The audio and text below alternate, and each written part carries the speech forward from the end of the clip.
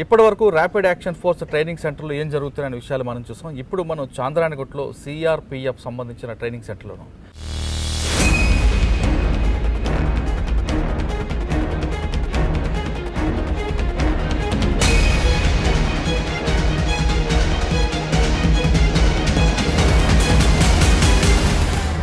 CRPF అనేది కేవలం దేశ భద్రత కోసం కాకుండా దేశంలో ఎక్కడైతే అల్లరి జరుగుతాయో కమ్యూనల్ అవ్వచ్చు లేదా ఇంకా వేరే ఎలక్షన్ అయినా సిఆర్పిఎఫ్ లేనిది ఎక్కడ జరగదు.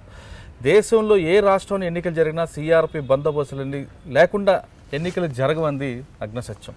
అలాంటి సిఆర్పిఎఫ్లో ఎక్కడ ట్రైనింగ్ ఇస్తుంటారు, సిఆర్పిఎఫ్లో ఉన్న సదరన్ సెక్టార్లో ఉన్న వాళ్ళందరికీ కూడా రిఫ్రెష్మెంట్ కోసం తీసుకొచ్చి ఇక్కడ ట్రైనింగ్ చేయిస్తుంటారు. అంటే పోలీసులు అయితే ఏ విధంగా అయితే అదేవిధంగా నేషనల్ పోలీస్ అకాడమీ ఐపీఎస్లకు ఉందో ఇక్కడ కూడా సిఆర్పిఎఫ్కి సంబంధించిన సదరన్ సెక్టార్లో ఉన్న అందరు ఆఫీసర్లకి చాంద్రాయణగుట్టలో సదరన్ సెక్టార్ ట్రైనింగ్ సెంటర్ తీసుకొచ్చి ఇక్కడ డిఫరెంట్ ట్రైనింగ్స్ ఇస్తుంటారు. ఈ ట్రైనింగ్లో వాళ్ళు గతంలో చేసిన ట్రైనింగ్తో పాటు లేటెస్ట్గా ఇప్పుడు ఎలాంటి మనం సమస్యలు ఎదుర్కొంటున్నాం, ఆ సమస్యలను ఏ విధంగా మనం ఫైండ్ అవుట్ చేయాలి, మన ఫిజికల్ ఫిట్నెస్ ఏ విధంగా ఉంది, ఆర్మ్స్ మీద మనకు పట్టు ఏ విధంగా ఉంది అనే విషయాన్ని ఇక్కడ ట్రైనింగ్ చేస్తూ వాళ్ళకి ఒక టెస్ట్ పెడుతుంటారు. ఆ టెస్ట్లో వాళ్ళు పాస్ అయిన వాళ్ళకి ఒక సర్టిఫికేట్ కూడా ఇచ్చి పంపిస్తుంటారు. అలాంటి ట్రైనింగ్ సెంటర్లో ఇప్పుడు మనం ఉన్నాం. ఈ ట్రైనింగ్ సెంటర్లో ఏం జరుగుతుంటాయి, ఎలాంటి ట్రైనింగ్ ఇస్తుంటారు, ఈ సదరన్ సెక్టార్లకు సంబంధించిన ఆఫీసర్స్ ఎప్పటికప్పుడు ట్రైనింగ్ ఇవ్వడం కాకుండా లేటెస్ట్ టెక్నాలజీని లేటెస్ట్ ఎక్విప్మెంట్ని ఏ విధంగా నేర్పుతారు అనే విషయాన్ని మనతో మాట్లాడడానికి ఇక్కడ మనకి విక్రమ్ గారు ఉన్నారు. విక్రమ్ గారిని అడిగి మరిన్ని విషయాలు తెలుసుకుంది. విక్రమ్ గారు నమస్తే అండి. నమస్తే విక్రమ్ గారు, CRPF central reserve police force అనేది ఇప్పుడు దేశంలోని నెంబర్ 1 ఏజెన్సీ. ఎస్, అంటే పారామిలిటరీలో బిఎస్ఎఫ్ వాటితో కన్నా ఇది ఎందుకంటే ఇంటర్నల్ సెక్యూరిటీ మీద ఎక్కువగా ఫోకస్ ఉంది. ఒకవైపు కాశ్మీర్ బోర్డర్ అవ్వచ్చు, బంగ్లాదేశ్ బోర్డర్ అవ్వచ్చు, దేశంలో ఎక్కడ ఏ అల్లరి జరిగిన కమ్యూనిటీ అయినా లేదంటే నక్సల్స్ మూవ్మెంట్ అయినా కంట్రోల్కి మీరు కనిపిస్తుంటుంది. అంత పవర్ఫుల్ ఏజెన్సీ, చాలా బిగ్గెస్ట్ ఏజెన్సీ ఉన్న సిఆర్పిఎఫ్లో ఇక్కడ ఉన్న ఆర్మీ మిగతా ఆఫీసర్లకి రెగ్యులర్ ట్రైనింగ్ ఇవ్వడం అని చేస్తుంటారు. ఇక్కడ ఎలాంటి ట్రైనింగ్ ఇస్తుంటారు అంటే ఫస్ట్ ఎవరైతే జాయిన్ అవుతారో వాళ్ళకి ట్రైనింగ్ ఇవ్వడం అనేది గతంలో ఉంటే ఆల్రెడీ జాబ్లో ఉన్న వాళ్ళకి ఎక్కడ గ్రూప్ సెంటర్స్ ఉంటారో అందరూ తీసుకొచ్చి రిఫ్రెష్ చేయించడం అనేది ఒక పెద్ద అంశం. ఎందుకంటే వాళ్ళ ఫిజికల్ ఫిట్నెస్ అవ్వచ్చు లేదా వాళ్ళకున్న టెక్నాలజీ మీద వాళ్ళకి పట్టు తీసుకురావడానికి ఇస్తుంది. ఇప్పుడు మన చాంద్రాయణగుట్ట సెక్టార్లో ఎంతమందికి ఇస్తుంటారు, ఏ సెక్టార్లో ఎన్ని ఆబ్జెక్టివ్స్ ఉంటాయి అని చెప్పే ముందు విక్రమ్ గారు ఎందుకు సిఆర్పిఎఫ్లో రావాలనుకున్నా చెప్పండి. నేను బేసికల్గా ఒక రైతు బిడ్డని. సో చిన్నప్పటి నుంచి ఒక రైతు కళ ఏముంటుందంటే తన కొడుకు మంచిగా విద్యాభ్యాసం చేసి ఒక ఉన్నత స్థాయిలో ఉండాలి అని అనుకుంటాడు. అట్లే మా తండ్రి గారు కూడా అనుకున్నారు. నాది ఒక చిన్న గ్రామం, అక్కడ విద్యాభ్యాసం లేకపోతే స్కూల్ లేకపోవడం వల్ల నేను మొత్తం 12-15 ఏళ్ళు బయటే చదువుకున్నాను. సో ఆ క్రమంలో వేరియస్ సివిల్స్ కానివ్వండి, గ్రూప్ ఏ సర్వీసెస్ కానివ్వండి ఇచ్చే ఉద్దేశంలో సో సిఆర్పిఎఫ్ గురించి తెలుసుకున్నాము. సిఆర్పిఎఫ్లో ఎటువంటి ఛాలెంజెస్ ఉంటాయి, సిఆర్పిఎఫ్లో ఎటువంటి బాధ్యతలు ఉంటాయి అవన్నీ తెలుసుకొని ఇందులో వెళ్తే దేశానికి మన సమాజానికి మనం ఒక రకంగా మన తరపు నుంచి సేవ చేయవచ్చు అనే ఉద్దేశంతో సిఆర్పిఎఫ్లో నేను జాయిన్ అవ్వడం జరిగింది. సిఆర్పిఎఫ్లోకి వచ్చిన తర్వాత మీ ట్రైనింగ్ ఎక్కడ జరిగింది, ఆ ట్రైనింగ్లో మీ రైతు బిడ్డగా వచ్చిన ఇక్కడికున్న ట్రైనింగ్ అనేది చాలా కఠినంగా అనిపిస్తుంది. ఆ కఠినమైన ట్రైనింగ్ తీసుకున్నప్పుడు మీరు ఏ విధంగా ఫీల్ అయ్యారు? ఇనీషియల్గా ఎవరికైనా సరే అది పోలీస్ ట్రైనింగ్ కానివ్వండి, ఆర్మీ అనండి, మా సిఆర్పిఎఫ్ అనండి, ఇనిషియల్ వెళ్ళగానే అందరికీ టఫ్ అనిపిస్తుంది. సో బేసికల్గా యూపీఎస్సీ ద్వారా ఎవరైతే ఆఫీసర్ సెలెక్ట్ అవుతారో వాళ్ళకి ట్రైనింగ్ అన్నది గురుగ్రామ్ ఢిల్లీలో మా సిఆర్పిఎఫ్ అకాడమీ ఉంది. సో అక్కడ వాళ్ళకి 1 year ట్రైనింగ్ జరుగుతుంది. దాని తర్వాత ఆఫీసర్స్కి బటాలియన్స్ అలాట్ అవుతాయి. ఇప్పుడు ఫర్ ఎగ్జాంపుల్ ట్రైనింగ్ అయిన తర్వాత ఎవరెవరు ఎక్కడ ఏ బటాలియన్స్ వెళ్ళాలనేది అక్కడ డిసైడ్ అవుతుంది. సో ట్రైనింగ్ గురించి మాట్లాడితే ఇనిషియల్గా అయితే అందరూ కూడా ఇబ్బంది పడతారు, నేను కూడా ఇబ్బంది పడ్డాను. బట్ అది వినగా వేము తీయనుండి అన్నట్టు ఇనిషియల్ కొన్ని రోజుల తర్వాత అలవాటు అయిపోతుంది and we start enjoying the training. Sir, మీరు ట్రైనింగ్ తీసుకున్న తర్వాత బెటాలియన్ అలాట్మెంట్ ఉంటుంది. అలాట్మెంట్ అనేది సివిల్స్లో ఏ విధంగా అయితే స్టేట్ మార్క్ బట్టి ఓన్ స్టేటా హోమ్ క్యాడర్ ఇస్తుంటారో ఇక్కడ కూడా అదే విధంగా ఉంటుందా? నో, మెరిట్ బట్టి ఉంటుంది. మాది క్యాడర్ బేస్డ్ ఉండదండి. When we come in to the service అప్పుడు మా మెరిట్ మీద డిసైడ్ అవుతుంది, ఏ సీనియారిటీ డిసైడ్ అవుతుంది. బట్ ఆఫ్టర్ దట్ డైరెక్టరేట్ మాది డైరెక్టర్ జనరల్ ఏదైతే ఢిల్లీలో ఉంటుందో దే డిసైడ్ ఎవరిని ఏ బెటల్లో వేయాలనేది వాళ్ళు డిసైడ్ చేస్తారు. ఇప్పుడు మీరు సదర్న్ సెక్టర్ గురించి మాట్లాడారు, అట్లా దర్ ఆర్ వేరే సెక్టర్స్. సదర్న్ సెక్టర్ ఉంది, వెస్ట్ బెంగాల్ సెక్టర్ ఉంది, నార్దర్న్ సెక్టర్ ఉంది. సో వేరే వేరే సెక్టర్స్ అలాట్ అవుతాయి. సెక్టర్స్లో ఏవైతే ఇప్పుడు బెటాలియన్స్ ఉన్నాయో వాటిలో మాకు పోస్టింగ్ ఉంటుంది. నాకు ఇనీషియల్గా సదర్న్ సెక్టర్ అలాట్ అయింది. సదర్న్ సెక్టర్ యూనిట్లో నేను పనిచేశాను. దాని తర్వాత I have been posted. Southern sector allot అయిన తర్వాత మీ first posting? Yeah, southern sector allot అయిన తర్వాత నా ఫస్ట్ పోస్టింగ్ వచ్చేసి 42 బెటాలియన్. దాని హెడ్ క్వార్టర్ వచ్చేసి రాజమండ్రిలో ఉంది. అండ్ నా initial first posting is GK Veedhi, Gudem Kotha Veedhi అని మీరు వినే ఉంటారు. So one of the transit zone of AOB area. So 3 years నేను అక్కడే 3.5 years I was there in GK Veedhi. So అక్కడ వేరియస్ కైండ్ ఆఫ్ ఆపరేషన్ చేయడం కానివ్వండి, సివిల్ పోలీస్తో, గ్రే హౌండ్స్తో, స్పెషల్ పార్టీస్ ఏవైతే ఉంటారో వాళ్ళతో ప్లానింగ్ చేసి ఆపరేషన్ చేయడం కానివ్వండి. ఈ నక్సల్ ప్రభావిత ఏరియా కాబట్టి వాళ్ళ మూమెంట్స్ని, వాళ్ళ కదలికల్ని మినిమైజ్ చేయడానికి మా సివిల్ పోలీసు మేము కలిసి ఇక్కడ పని చేసాము. సార్, జీకే వీధి అన్న పోలీస్ స్టేషన్ మీద డైరెక్ట్ నక్సల్స్ అటాక్ చేసిన రోజులు గతంలో, అది ఎప్పుడు కూడా హై సెన్సిటివ్ ఏరియా. ఒకవైపు మీకు పాడేరు, ఒకవైపు సీలేరు, ఇంకా వన్నవరం, రంపచోడవరం అన్ని బెల్ట్ ఉంటుంది. ఇటువైపు నుంచి అంటే ఎంట్రీ ఎగ్జిట్ చాలా కనిపిస్తుంది. అటువంటి పోలీస్ స్టేషన్లో ఫస్ట్ పోస్టింగ్ ఉన్నప్పుడు మీకు ఫిజికల్ ట్రైనింగ్ ఏ విధంగా ఉండేది? అంతేకాకుండా ఆ టోపోగ్రఫీ తెలుసుకోవడానికి మీరు ఎలా కష్టం? టోపోగ్రఫీ అన్నది మా బేసిక్ ట్రైనింగ్లోనే నాకు ఆఫీసర్స్ అని కానివ్వండి, మా జవాన్లు ఎవరైతే కూర్చున్న వాళ్ళకి కానివ్వండి, వీ ఆల్వేస్ మా ఫస్ట్ ఉంటుంది ఏమంటే we don't go by my vehicles. మేము అటువంటి టోపోగ్రఫీలో వెళ్ళామంటే మేము మాది కదలికలన్నీ బై ఫుట్ ఉంటుంది. అంటే మేము నడుచుకునే వెళ్తాం తప్ప బస్సులో వెళ్ళిపోవడం కానివ్వండి, కార్లు అట్లా అస్సలు ఉండదు. సో ఆ విధంగా మేము రూట్స్ మేము మ్యాప్ రీడింగ్ కానివ్వండి అవన్నీ మాకు ఇప్పుడు ఇక్కడ కూడా అదే నడుస్తుంది. సో అవన్నీ మేము వీ అప్డేట్ అవర్ సెల్ఫ్స్. ఆ ఏరియాలో ఏ రూట్స్ తీసుకుంటే మేము వాళ్ళకి కంటపడకుండా మా ఆపరేషన్ సక్సెస్ఫుల్ చేస్తామన్నది మేము ముందే ప్లాన్ చేసుకుంటాం. ఆ ప్లాన్ చేసుకున్న తర్వాత we go in to the field. అంటే నక్సల్స్ మూమెంట్ ఉన్న జీకే వీధి కానీ ఆ ప్రాంతంలో వాళ్ళకి అప్పర్ హ్యాండ్ ఉంటుంది, ఎందుకంటే కొండల మీద ఉంటారు, వాళ్ళకి ఆ ప్రాంతం తెలుసు. మీ ప్రతి కదలిక వాళ్ళకి కనిపిస్తుంది. కానీ మీరు నైట్ టైం కానీ డే టైం జర్నీ కాకుండా నైట్ టైం ఆ టార్గెట్ రీచ్ అవడానికి మీరు ఎంత కష్టపడి వెళ్తుంటారు? అది కష్టం అని మేము అనుకోము అసలు, ఎందుకంటే దట్ ఈస్ నాట్ కష్టం అని మీరు అప్పర్ హ్యాండ్ అంటారు. అదే కదా challenge, that is the challenge and we have to face it. So and అందులో నుంచి మాకు సంతృప్తి వస్తుంది. మీరు అన్నది అక్షరాల నిజం. వాళ్ళ ఏరియా వాళ్ళది, టోపోగ్రఫీ వాళ్ళది, మా కదలికలను ఎప్పుడు కూడా వాళ్ళు గమనిస్తూ ఉంటారు. బట్ అటువంటి పరిస్థితుల్లో కూడా మేము వెళ్ళి వాళ్ళకి వాళ్ళతో పై చేయి కాకుండా చేయడమే మా ఉద్దేశం.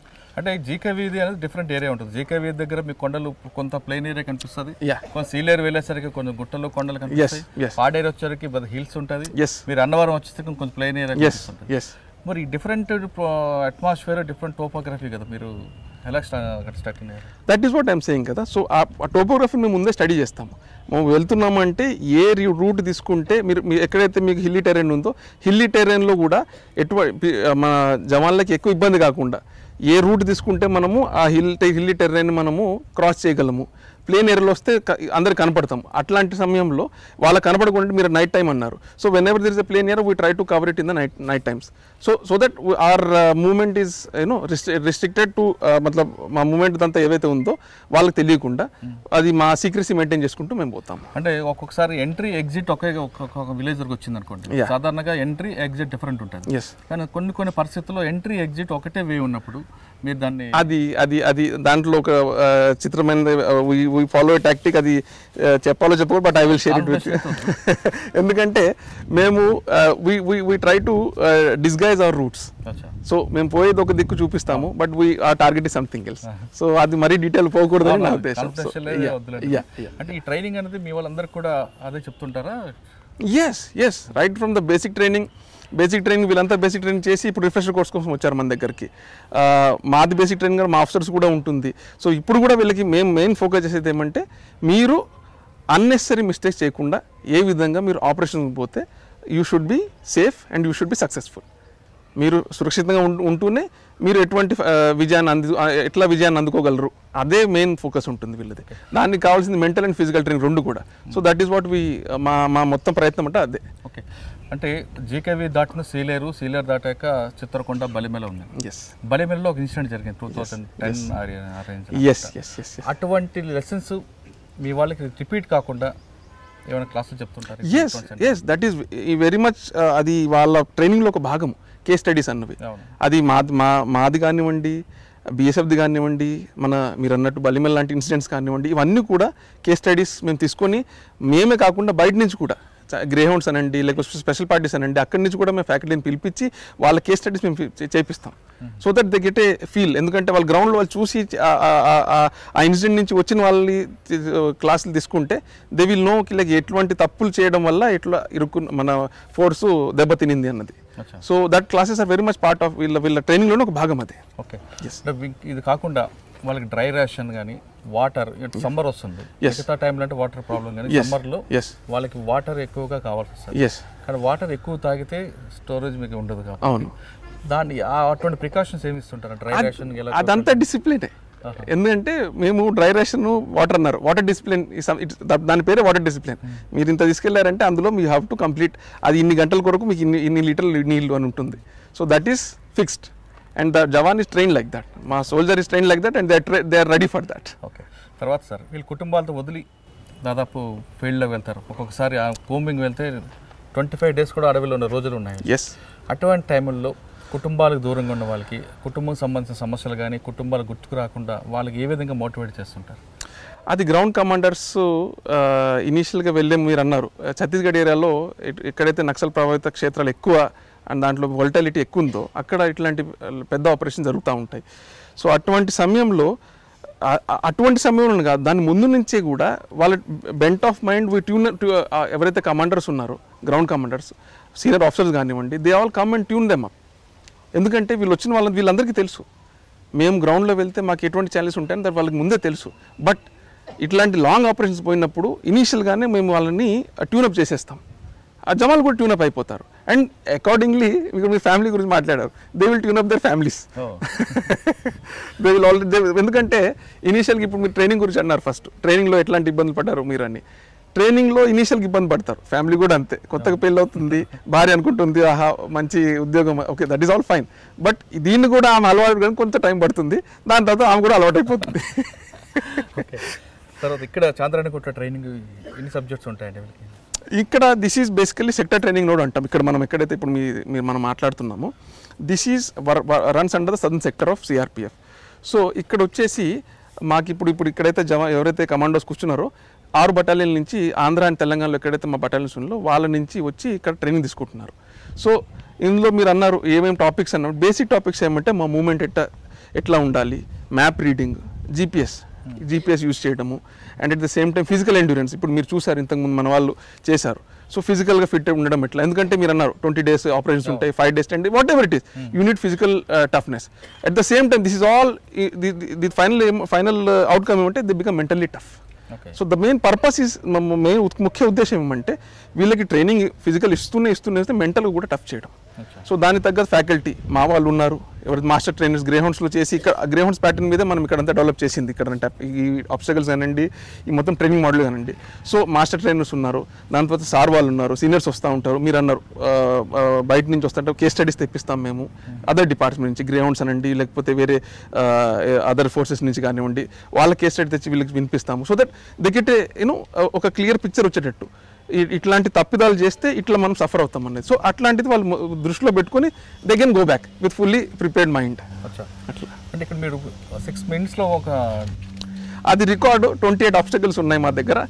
రికార్డ్ ఆఫ్ 6 minutes 30 secondsలో that is the record of the sector training node. And అది వీఆర్ ఎక్స్పెక్టింగ్ ఇందులో ఎవరైనా బ్రేక్ చేస్తారన్నది. ఓకే సార్, టెక్నాలజీ విషయంలో మీ వాళ్ళకి ఎప్పటికప్పుడు అప్గ్రేడ్ చేస్తుంటారు, జీపీఎస్ సిస్టమ్ కూడా నేర్పుతున్నారు కదా. కానీ కొంతమంది జామర్స్ కూడా తీసుకెళ్తున్నారు. అవును, మరి అటువంటిప్పుడు టెక్నాలజీని మనం జీపీఎస్ని ఎలా వీళ్ళు?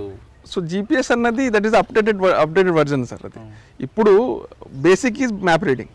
సో జామర్స్ ఉన్నాయని మనకి ఏమైనా అట్లా ఇన్ఫర్మేషన్ కానీ ఇంటెలిజెన్స్ కానీ వచ్చిందంటే we follow the map, as simple as that.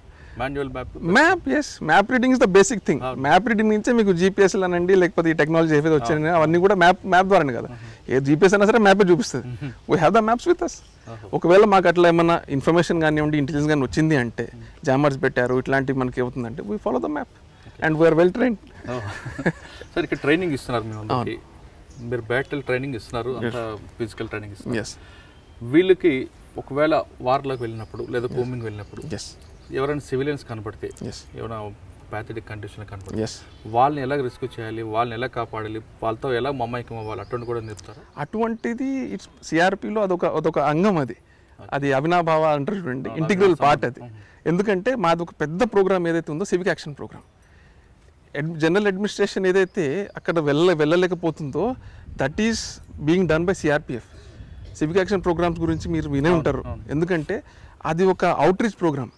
అది అఫ్కోర్స్ సిఆర్పిఎఫ్ వాళ్ళ దగ్గర అవ్వడానికి అవుతుంది. కాకపోతే దాని ముఖ్య ఉద్దేశం ఏమంటే గవర్నమెంట్ ఏవైతే ఉందో వాళ్ళ కోసం పనిచేస్తుందని చెప్పడానికి మేము అటువంటి ప్రోగ్రామ్స్ కండక్ట్ చేస్తాం. సివిక్ యాక్షన్ ప్రోగ్రామ్స్లో మేము పిల్లలకి పుస్తకాలనండి అవి కానివ్వండి, లేకపోతే 42 లొకేషన్లో మేము ఉన్నప్పుడు జీకేవీలో ఉన్నప్పుడు డ్రైవింగ్ లైసెన్స్ కూడా మేము ఇచ్చాము. ఎందుకంటే మీరు జీకేవీలో చూసుంటారు, దే డ్రైవ్ జీప్స్ అవన్నీ చేస్తాం. బస్ సర్వీస్ అన్నది కొంచెం తక్కువ ఉంటుంది. అండ్ అక్కడ లోకల్ యూత్ ఏవైతుందో అఫ్కోర్స్ దే ఆర్ స్టడింగ్, చదువు చేస్తూనే they drive autos and jeeps.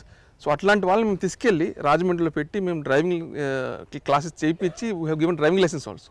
So ఉద్దేశం ఏమంటే సొసైటీకి మేము అక్కడ ఉన్నది వాళ్ళని ఇబ్బంది పెట్టడానికి కాదు, and at the same time government ఏదైతే ఉందో అది స్టేట్ అవ్వండి సెంట్రల్ అవ్వండి వాళ్ళ కోసం పనిచేస్తుందని తెలియపరచడానికి మేము సివిక్ యాక్షన్ ప్రోగ్రామ్ అనేది that's a big tool, that's the biggest tool of CRPF.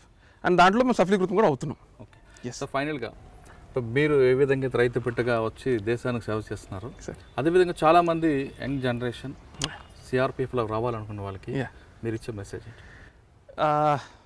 చాలా మంచి ప్రశ్న అడిగారు మీరు. ఎందుకంటే సిఆర్పిఎఫ్ అనగానే అందరూ కొంచెము అక్కడక్కడ ఉంటారట ఇదట అదని ఒక రాంగ్ నోషన్ ఉంది, అది ఒక అపోహన అని చెప్పొచ్చు. ఇప్పుడు ఏమైనా ఇంటర్నల్ సెక్యూరిటీలో అది ఎటువంటి విషయమైనా కానివ్వండి, ఏమైనా అల్లర్లు జరగనివ్వండి, యువతను చూస్తాం మనం, క్యాండిల్ మార్చ్లు చేస్తూ ఉంటారు, ప్రొటెస్టులు చేస్తూ ఉంటారు. Of course that is one aspect. కాకుంటే to be on the ground that is something different. గ్రౌండ్లో ఉండి మీరు అటువంటి సిచ్యువేషన్ డీల్ చేయడం అన్నది అదొక వేరే తృప్తిని, వేరే ఒక ఏమంటే సాటిస్ఫాక్షన్ ఇస్తుంది. సో అట్లా చేయడం కంటే I request all the youth to come to CRPF. And సిఆర్పిఎఫ్కి ఉన్న డ్యూటీస్ ఎంత వేరేడ్గా ఉన్నాయంటే విఐపి సెక్యూరిటీ అంటే సిఆర్పి వస్తుంది, దేశ ఎన్నికలంటే సిఆర్పి లేనిది ఎవరు ఊహించలేరు. సో అట్లాంటి ఒక కాన్స్టిట్యూషనల్ మెషినరీని నడపడానికి ఒక పెద్ద అవకాశం సిఆర్పిలో ఉంటుంది. సో దట్ సాటిస్ఫాక్షన్, ఒక పీస్ఫుల్గా ఎలక్షన్ జరిగిందంటే ఆ ఆఫీసర్ కానివ్వండి జవాన్ కానివ్వండి చాలా చాలా హ్యాపీగా సంతృప్తికరంగా వాపస్ వస్తాడు ఎవరైతే యూనిట్లు ఉంటారు. సో అట్లాంటి ఫీలింగు, అట్లాంటి సాటిస్ఫాక్షను, అటువంటి సేవ చేయాలనుకున్న వాళ్ళు అందరూ కూడా they are most welcome to join CRPF. And I can say it with 100% confidence. సిఆర్పిఎఫ్లో వచ్చిన తర్వాత నోబడీ విల్ ఫీల్ బ్యాడ్, అరే ఎందుకు వచ్చామని. They will feel proud that they are part of this wonderful force. ఇటువంటి గొప్ప సిఆర్పిఎఫ్లో మేము ఒక భాగము అన్న ఫీలింగ్తోనే, అన్న ఒక తృప్తితోనే వాళ్ళు ఉంటారు తప్ప ఇంకా వేరే అపోహలు ఏవైతే ఉన్నాయో అవన్నీ తప్పులు. ఓకే, ప్రజలకు సేవ చేయాలంటే చాలా డిపార్ట్మెంట్లు ఉన్నాయి, కానీ ప్రజలతో పాటు దేశానికి కూడా సేవ చేయాలంటే సిఆర్పిఎఫ్ అనేది బెస్ట్ ఆర్గనైజేషన్ అంటున్నారు విక్రమ్ గారు. ఖచ్చితంగా మీరందరూ సిఆర్పిఎఫ్ చేయండి, జాయిన్ అవ్వండి, దేశానికి సేవ చేయండి. Please subscribe. I dreams. For more videos, Subscribe. I dream. Please subscribe for more videos. I dream. I dream. For more videos. Subscribe. I dream. Please subscribe. Subscribe I dream channel. Do subscribe. I dream. I dream ఛానల్ని subscribe చేయండి. Do watch I dream.